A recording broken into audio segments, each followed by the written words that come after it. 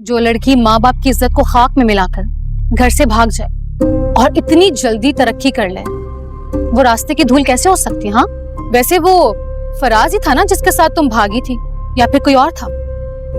जुबान संभाल कर बात करो। कीमत मिल गई है तुम्हें?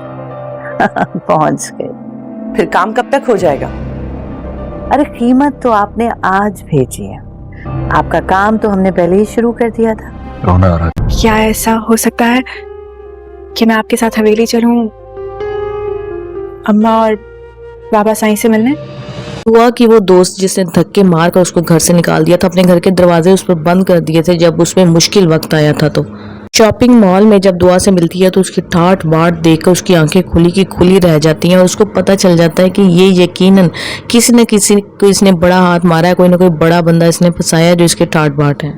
कशमाला जब दुआ को मारने में नाकाम हो गई तो उसने जुनैरा को दोबारा से दुआ के पीछे लगा दिया और ढेर सारा पैसा देकर उसका मुंह बंद किया, क्योंकि कशमाला किसी भी तरीके से शेरमा को हासिल करना चाहती है। उसके अलावा वो किसी दूसरे इंसान से शादी भी नहीं करना चाहती। उसको पता है यही खानदान है, इसी में मेरे बच्चे हैं और नौशेरवा को ही अपना बनाऊंगी तो मेरा काम चलेगा और ये सारी दौलत मेरे बेटे के नाम पे होगी।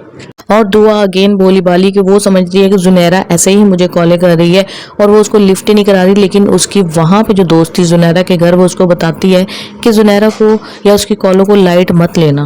ये औरत दोबारा तुम्हें अपने अड्डे पर लाना चाहती है, दोबारा से तुमसे वही गलत काम करवाना चाहती है जो तुम छोड़ चुकी हो, जिससे तुम नफरत करती हो, जहाँ से नौशेरवा तुम्हें लेके जा चुका है।